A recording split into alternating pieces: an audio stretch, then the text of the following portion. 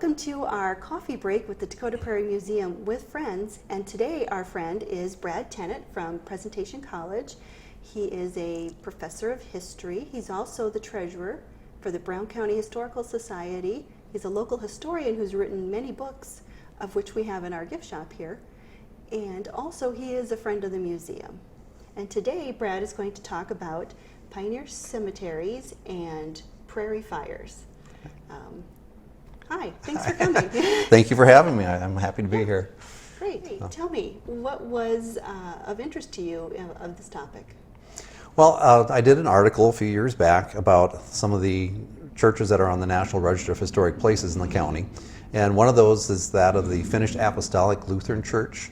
It's about a mile from the North Dakota border, but it's no longer in use, but there is a monument, a memorial out in the cemetery to 55 individuals whose graves are unmarked.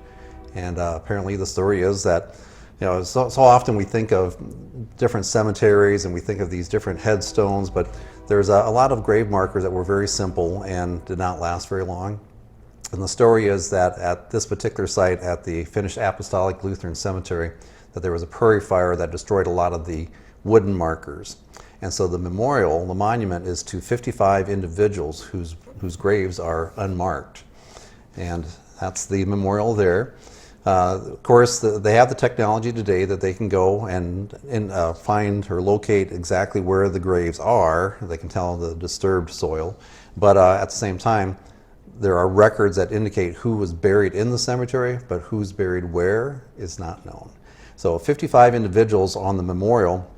Inside the church, that list has actually grown to, last that I knew, 63 individuals. People start doing more genealogy and they find out that they have a loved one who was buried in the cemetery, but the burial site itself is actually one of those unmarked graves now. So that's where I really got some of the interest for this particular topic.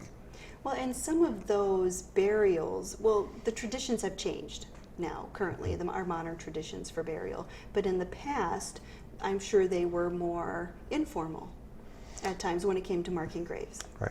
I'm sure that there were some very simplistic markers and not the headstones that we often think of in cemeteries, but very simple markers certainly. But as far as I know, the prairie fire that affected this particular cemetery was, nobody's actually been able to put a date on it, but probably back in the 1920s when things were very tough in South Dakota. We always think of that being a very prosperous period of time nationwide, but for South Dakota it was very, very difficult time certainly. And the other cemetery that we'll talk about here in a little bit, that prairie fire, I believe, was in the 1930s. That affected a lot of those grave markers. And I wouldn't have thought that there would have been a lot of wooden markers at that time. I just assumed that they would all have stone markers. You know, you find a lot of early cemeteries and they have markers from way back when, from the late 1800s. It's always interesting to go into a cemetery and you can see the markers, for example, of a child who died of illness at a very young age. You can see the lamb on it. Or you see the ethnic influences as far as the language, whether it was German or Norse or Swedish.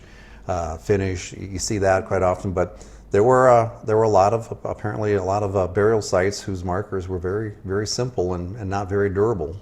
So this monument right here is the Finnish? This is the one at the Finished Apostolic Lutheran Church, and what's the location?